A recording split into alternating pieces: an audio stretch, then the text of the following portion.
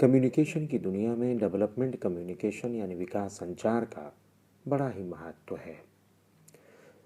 दुनिया में जब से मास कम्युनिकेशन यानी मीडिया आया है, पत्रकारिता आई है, तब से चार काम निर्धारित कर दिए गए: to inform, to educate, to guide and to entertain.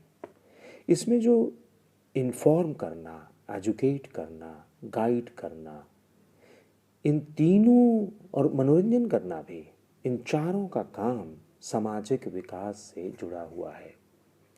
Media का एक बड़ा उत्तरदायित्व सामाजिक परिवर्तन और सामाजिक विकास का है। डेवलपमेंट कम्युनिकेशन विकास संचार की अवधारणा भले ही नई हो, ये 20वीं सदी के अंतिम दशक से 21वीं सदी में सामने आई है, लेकिन यह अवधारणा मीडिया के बनने से ही इसके साथ जुड़ी हुई है। डेवलपमेंट कम्युनिकेशन की ज़्यादा बात तीसरी दुनिया में हुई, यानी द्वितीय विश्व युद्ध के बाद, जब यह सोचा गया कि अब हम साथ मिलकर काम करेंगे। सारे विश्व के लोगों ने सोचा कि हम साथ मिलकर काम करेंगे। विभिन्न देशों की सरकारों ने कहा कि हम लोगों की आकांक्षाओं को पूरा करेंगे, लोगों के सपनों को पूरा करेंगे। पंचवर्षीय योजना हमारे देश में चलाई गई। विकास की बहुत सारी अवधारणाएं लेकर हम आगे बढ़े। औद्योगिक क्रांति से होकर सूचना क्रांति से लेकर तरह तरह की क्रांतियां करते हुए हम अपने समाज को विकास के रास्ते पर लाने का प्रयास करते हुए आगे बढ़ते रहे। 2007 में 21वीं सदी के पहले दशक में यूनेस्को में सारे विश्व के अलंबरदार, यानी कि जो कि सरकार चला रहे थे, जो मीडिया में थे, जो विचारक थे, जो विकास की गतिविधियों से जुड़े हुए थे, जो प्लानिंग से जुड़े हुए थे, वे सब एकत्र हुए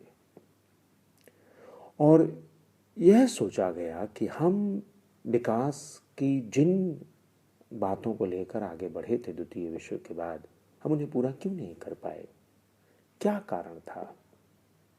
वहाँ समझ में आया कि हमने डेवलपमेंट कम्युनिकेशन नहीं किया और उसमें लोगों को नहीं जोड़ा।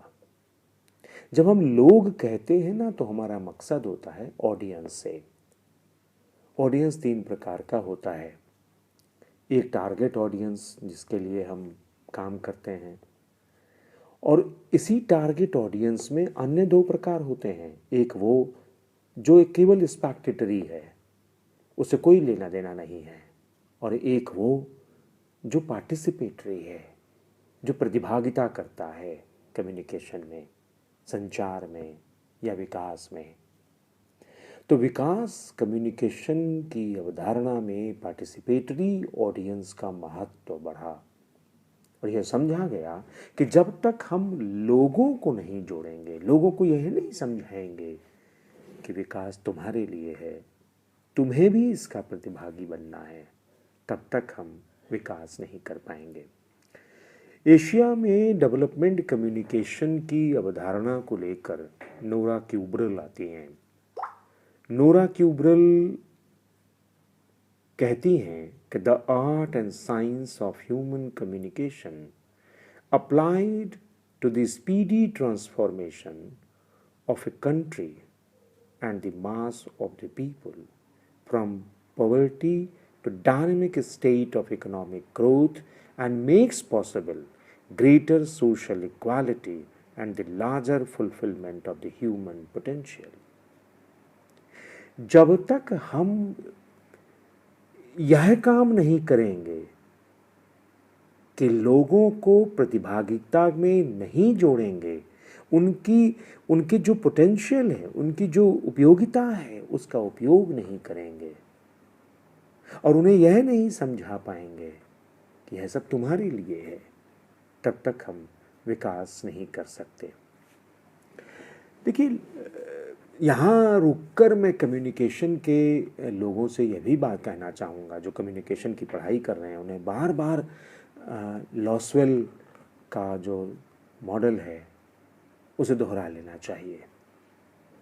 लॉसवेल कहता है कि कौन कह रहा है, क्या कह रहा है, किस माध्यम से कह रहा है, किससे कह रहा है और किस प्रभाव से कह रहा है। तो कौन कह रहा है? मैं कह रहा हूं। I am saying. जब हम कहते हैं कि मैं कह रहा हूं तो एक सवाल भी उठता है, आई एम ऑथराइज्ड और नॉट। मैं यह बात कहने के लिए अधिकारी हूं या नहीं? मैं सही ढंग से कम्युनिकेट कर पा रहा हूं या नहीं, कि यूं ही चला आया कहने के लिए। तो मैं कह रहा हूं, इसलिए यह इंपॉर्टेंट होता है कि हम उस चीज़ में ऑथराइजेशन प्राप्त करें, प्रमाणिकता प्राप्त करें जिस बात को हम कहने जा रहे हैं।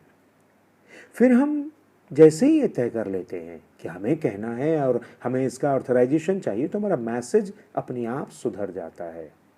क्या कह रहा है, कौन कह रहा है, क्या कह रहा है। एक सवाल है इसमें, किससे कह रहा है। डेवलपमेंट कम्युनिकेशन में ये बड़ी चीज़ है कि हम किससे कहने जा रहे हैं, उसकी एबिलिटीज़ क्या हैं, उसकी भाषा क्या है, उसकी समझ क्या है, उसके पास सुनने के, समझने के, देखने के साधन क्या हैं, वह कैसे जान पाएगा, हमारी बातों को कैसे समझ पाएगा। तो विच इज़ द मीडियम। कौन कह रहा है, क्या कह रहा है, किस माध्यम से कह रहा है और किससे कह रहा है।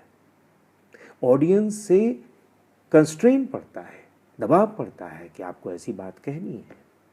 मीडियम जैसे ही चेंज होता है, बात करने का ढंग बदल जाता है।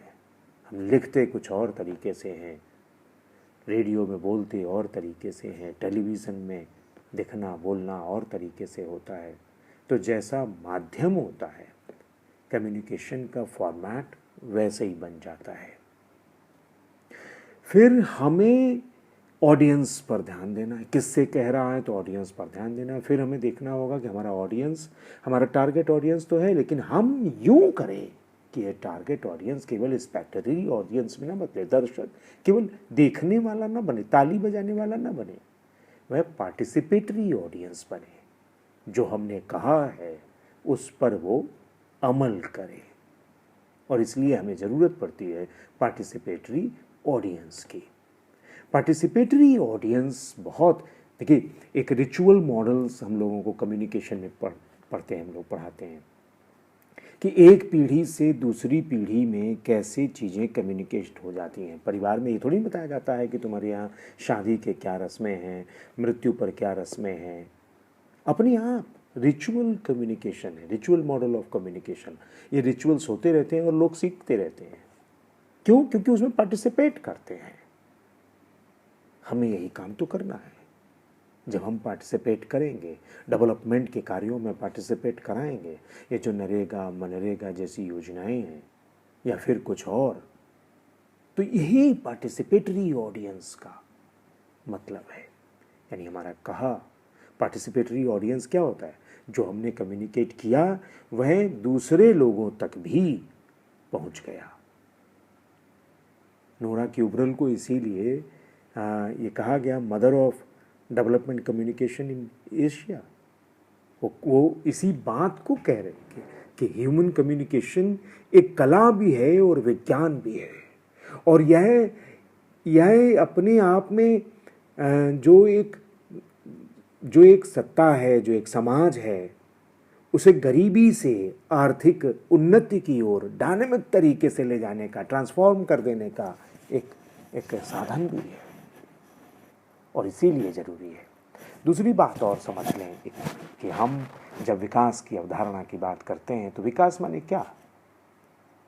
3 भूख लोगों की शांत होनी चाहिए। मानसिक भूख, क्या हम लोगों को शिक्षित कर पाए? क्या लोगों के दिमाग को हम समझने वाला, समझ पैदा करने वाला बना पाए?